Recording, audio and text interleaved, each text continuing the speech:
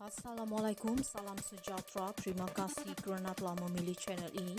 Jangan lupa tekan butang like, komen, subscribe dan share untuk Jabatan Imigresen, Jabatan Pendaftaran Negara disiasat. Anwar Putrajaya. Perdana Menteri Datuk Seri Anwar Ibrahim mendedahkan Jabatan Imigresen dan Jabatan Pendaftaran Negara sedang disiasat pihak berkuasa berhubung amalan rasuah dan salah guna kuasa. Beliau menerima maklumat ada unsur salah guna kuasa di JPN apabila proses untuk mendapatkan sijil warga negara dikenakan bayaran tertentu oleh mereka yang layak mendapat status kewarganegaraan. Nak beri satu makluman yang saya terima semalam mungkin masih dalam siasatan di Jabatan Pendaftaran. Kita permudahkan orang yang layak mendapat status kewarganegaraan dan sebagainya untuk mendapatkan sijil itu dikenakan lagi bayaran. Tetapi jumlahnya terlalu kecil, harus ada tindakan yang keras dan tegas. Kalau tidak, ia akan merosakkan seluruh imej pentadbiran, katanya pada perjumpaan bulanan Perdana Menteri bersama warga Jabatan Perdana Menteri di sini hari ini. Anwar menegaskan, masih ada kelompok kecil dalam Jabatan Imigresen yang masih selesa dengan sistem dan amalan lama yang mengaitkan mereka dengan pelakuan rasuah.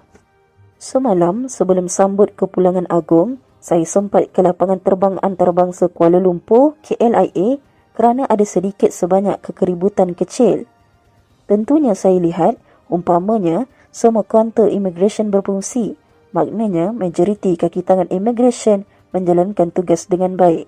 Tetapi, seperti mana juga kita sedar dan sering saya tegaskan, ada kumpulan kecil yang masih biasa dengan sistem dan amalan lama.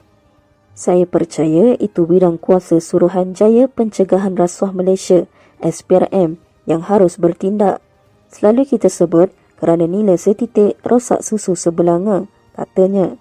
Dalam tinjauan di KLIA, Perdana Menteri turut mendapati hanya satu daripada 7 mesin pengimbas Jabatan Kastam Diraja Malaysia di Terminal 1 yang berfungsi.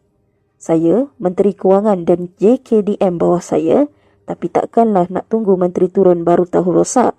Ini adalah kelemahan dari segi maklumat kerana kalau belanjanya hanya sekitar beberapa juta, kita boleh luluskan segera. Saya percaya SPRM tidak akan menyiasat kalau diluluskan segera kerana keadaan itu mendesak. Bayangkan, saya dimaklumkan skena itu rosak sejak tahun lalu. Jadi, hal begini, adakah nak salahkan pegawai di situ? Mungkin dia lapor, tetapi ada sedikit kelemahan yang harus diperbaiki kerana kita mahu berikan perkhidmatan yang terbaik, katanya. Anwar berkata kelemahan penyampaian maklumat di peringkat bawahan kepada pihak atasan juga perlu diperbaiki. Apakah dengan kelemahan ini, saya boleh secara umum menyerang kelemahan kastam? Saya tidak fikir wajar kerana secara umumnya fungsinya baik. Tapi hal-hal ini tidak boleh kita mungkiri kebenarannya. Sebab itu, kadang-kadang kita yang di atas harus turun dan terjun ke bawah untuk melihat sendiri kerana tidak boleh buat andaian semuanya baik. Tapi mestilah tujuannya baik untuk diperbaiki, bukan sekadar mencari salah atau mengecam apalagi kalau diberikan gambaran umum, katanya. Semalam dalam lawatan mengejut ke KLIA, Anwar memberikan jaminan siasatan rapi akan dibuat terhadap isu membabitkan kaki tangan imigresen di KLIA, khususnya dakwaan wujud salah laku dan amalan rasuah. Perdana Menteri berkata, secara umumnya, penugasan kaki tangan Jabatan Imigresen itu di pintu masuk utama negara berjalan dengan baik dan agensi itu juga memberikan respon yang sangat baik dan positif, terutamanya terkait perkara berbangkit sejak beberapa hari yang lalu.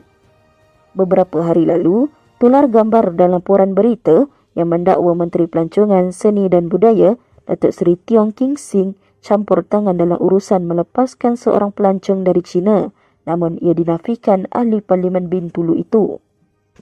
King Sing sebaliknya mendakwa wujud amalan salah guna kuasa dan rasuah membabitkan sebilangan kaki tangan Jabatan Imigresen yang bertugas di pintu masuk utama negara, sehingga mengundang beberapa kenyataan penafian daripada kesatuan dan kaki tangan yang mewakili agensi berkenaan.